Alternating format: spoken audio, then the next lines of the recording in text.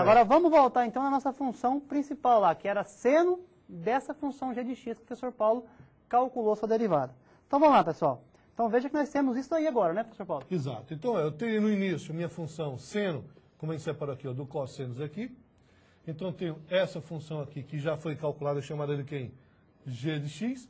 Então eu vou ficar com seno de quem, ó? Tudo isso aqui eu chamei de quem? G de x. Então seno de g de x. Calcular a derivada, então, dessa função seno de g de x. Então eu tenho quem? Como g' de x, eu tenho essa função aqui, que já foi determinada outra vez. Então agora eu vou ficar aqui. Quem é a derivada do seno? Seno lembra o quê? Sem sinal. Então vai ficar o cosseno de quem?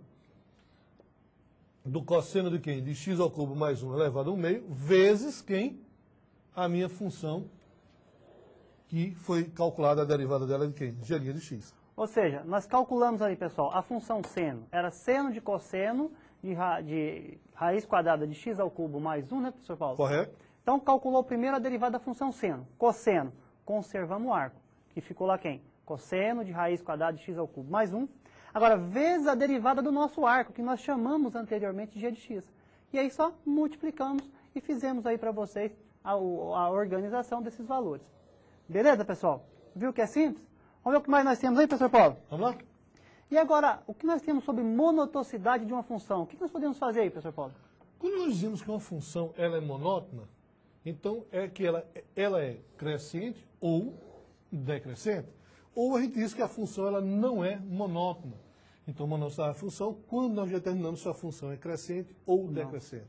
Para analisar a minha função, ó, eu tenho uma função aqui polinomial do terceiro grau. O primeiro passo é determinar exatamente a primeira derivada da minha função. Vamos tentar visualizar o gráfico dessa função, ver se Vamos nós lá? temos ela?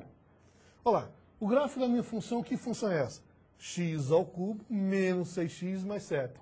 Então, esse gráfico aqui, ó, observe que eu tenho alguns pontos bastante interessantes para me analisar. Se eu quero saber quando a função é crescente ou decrescente, lembrando da condição básica. Eu vou pegar um valor x1, observar o valor dele e observar qual a relação que ele tem com o meu y1 e depois o x2 com o y2, saber quanto mais próximo ou maior o valor de x, maior o valor de y para ser crescente. Essa é a nossa relação. É a nossa relação. Mas a gente pode fazer isso pelo caminho mais simples, através da... Da derivada. Então, ó, eu vou calcular a primeira derivada. Quem é a primeira derivada?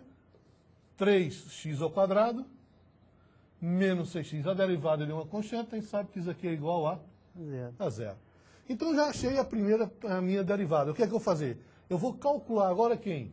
Quais são os valores de x para que f de x, ou f' de x, seja igual a zero. O que é isso? Resolver essa equação, que ainda é uma equação de segundo grau. Com isso, a gente vai achar quem? Raiz de, ou menos raiz de 2 e mais raiz de 2. E aí é elas que vão dar a referência para nós em relação a quando é crescente ou decrescente. Quando é decrescente, exatamente. Então nós temos aí. Então ela vai ser crescente onde? De menos infinito a menos raiz de 2 e de raiz de 2 a mais infinito. E será decrescente nesse intervalo. Então por que ela será crescente e decrescente nesse intervalo? Primeiro, quem é raiz de 2? É 1,4 e alguma coisa. Então observa que eu tenho aqui, ó. Então nesse ponto aqui, vocês observam que daqui para cá o meu gráfico é o quê? Decrescente. E nesse intervalo de menos infinito até quem? Menos raiz de 2, o meu gráfico é o quê? Crescente. E maior do que a raiz de 2 também o gráfico é crescente. Mas como é que eu poderia fazer o cálculo bem simples? Eu vou pegar quem? O valor do quem?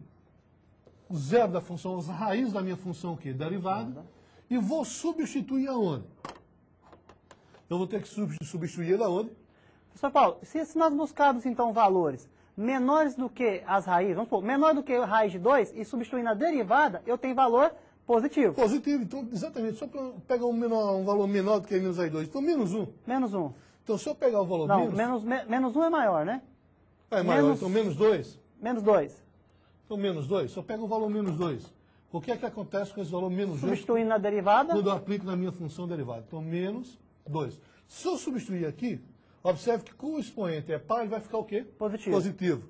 Então vai ficar 4 vezes 3, 12, 12 menos 6 dá um número maior do que 0. Se é maior do que 0, a minha função é o quê? É crescente naquele intervalo. Naquele intervalo. Se eu pegar um número maior do que 2, pega ou o maior 2. do que raiz de 2, ou pegar 2, substituir aqui também vou dar um número maior do que zero. E qualquer número que eu pegue entre menos raiz de 2 e raiz de 2, esse valor de f' de x sempre vai dar um menor do que zero. Com isso, eu garanto que a minha função é o quê? Decrescente nesse intervalo. Então, na verdade, você calcula a derivada, determina a raiz e atribui valores à direita e à esquerda. No nosso caso, duas raízes, também entre essas raízes. Se você atribuiu valores à direita, deu positivo, atribuir na derivada, deu positivo, função crescente naquele intervalo. Se você atribuiu à direita, deu negativo, quer dizer que ela passa a ser uma função decrescente. É isso, professor Paulo? Correto isso.